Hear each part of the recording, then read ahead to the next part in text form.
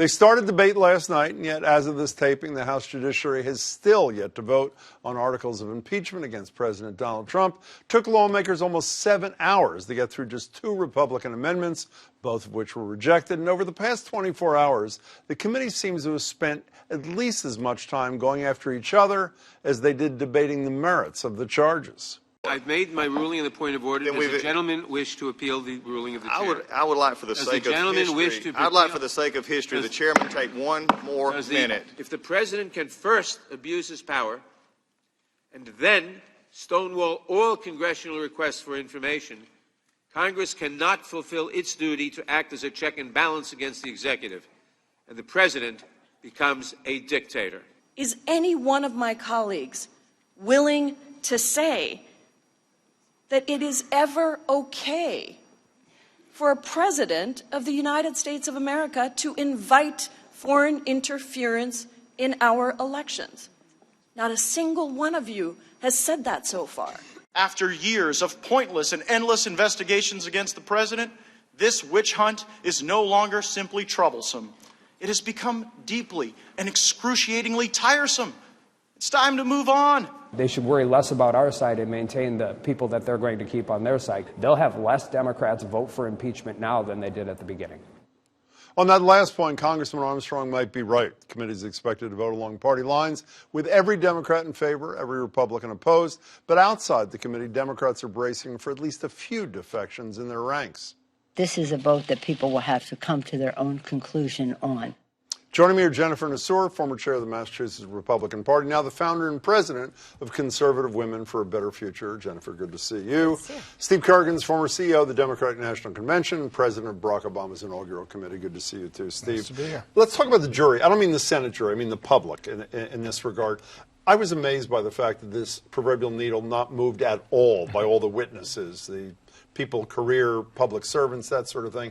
So is this how it ends, with exactly a perfectly divided American public? Is that what the end of the story is? I think it's the end of the story in the House. I think I mean in the public. I'm talking about real people. Yeah, I think so. I don't see, unless something, the best thing we have to move the needle is that this extends longer, which I don't think anybody wants, and something more comes out. And then or there's a Perry-Masonic moment where, like, Trump says, I'm guilty as charged. But we all Short know of that, is this where we end? Divided right down the middle? Yeah, absolutely. I think this is where we end. I think what you're going to see is you're going to see some people who defect from both parties because they have to save their own political hide at this point. Republicans are going to defect? You know, I think if we get to the Senate, if it ends up being where they're talking about removal from office in the Senate, I think you will start seeing some folks who have to start thinking about what happens in their home states, such as Susan Collins, such as Martha McSally. Particularly when the Trump folks want to push witness lists and things like that, I think there are people like McSally, like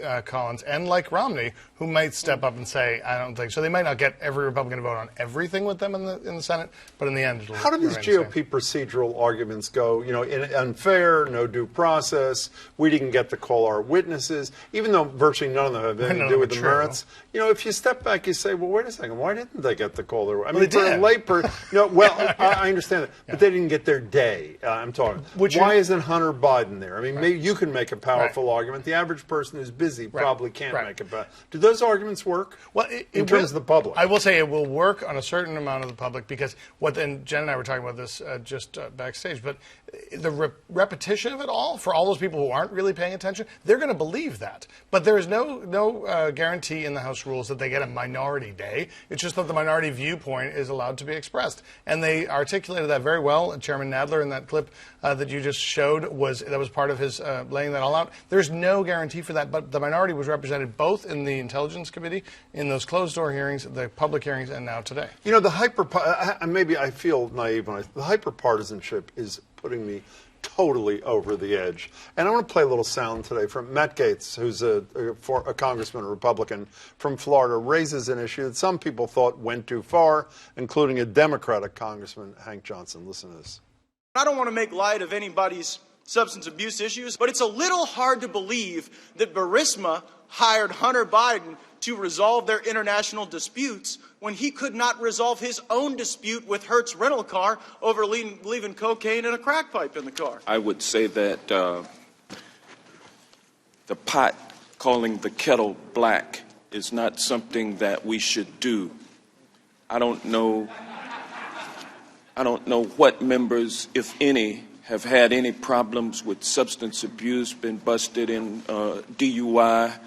I don't know. Well, actually, I do know. One of them is the Republican congressman who just mentioned Hunter Biden's drug problems. And by the way, the rumors are, strong reports, his father is politically powerful in Florida, actually got him off the DUI. Did Gates cross the line there? Oh, totally. I mean, but I think both parties have been crossing the line the entire time. This has been more theater than it has been democracy. How have the Democrats crossed the line like that? Well, because I think for the Democrats, they have been looking for something on Trump the entire 3 years that he's been in office. They were looking for something before he got in. And so this is just a culmination of them poking and prodding and poking and prodding. And the Republicans now are at a point where they're being outrageous as well. Maybe they started on day one because he had people staying in his hotels in violation of the Emoluments Clause from day one. First of all, it's hard not to be looking at things when he does things on the White House lawn and asks foreign powers to interfere in elections. I mean, I don't know how much he's hiding. They don't look very far. Can you explain to me why there's so much talk? I can't believe I even mentioned it. This defector thing.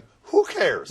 Unless the Democrats lose 17 votes in the House, which they're not going Donald to. Trump's going to be impeached. So why are we spending so much time discussing, are there going to be 2, are there going to be 4? In many ways, I think it's good for the Democrats to show that we don't rule with an iron fist. If people want to make a moral judgment, they make them. Oh, you agree with that? I 100% agree with you. I mean, the reason why we're hearing about it is because everything has been on a repeat all day and all night last night. And so the only thing pundits can talk about is that type of thing. Will 2 Democrats defect? Okay, we started with the jury, the public, but let's talk about the real jury, the 100 senators. There's a very good chance, even if this is a shortened version of a trial, as apparently Mitch McConnell, who makes decisions over there, even if they get what they want, if it doesn't start till the 1st or 2nd week of January. February 3rd is Iowa. February 11th is New Hampshire. There are a lot of senators running for president, including one from this state and one from Vermont.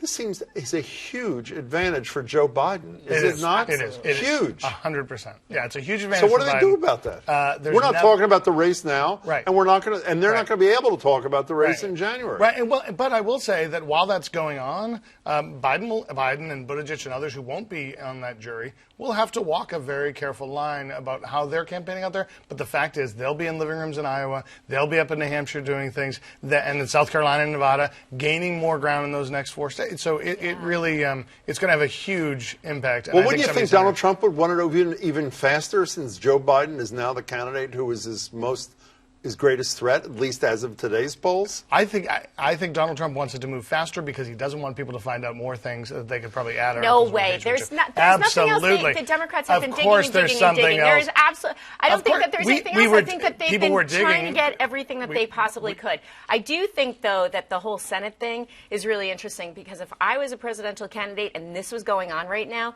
they have got to take down all of the members of Congress that are in their party, because you've got Warren, you've got Bernie, you've got Amy. I mean, you just go on and on and on, and they're all going to be sitting there, and they're going to lose time out on the campaign field when you've got Mayor Pete who's walking in there and Biden walking in there, okay, and they're going to be going up in polls. Alan Dershowitz going to be on the president's team, legal team in the Senate, yes or no? Sure. How about you? I just hope so for the So do I. Yeah, Nice to see you, Steve. Thanks so much. Jennifer, it's great to see you back. Thanks so much.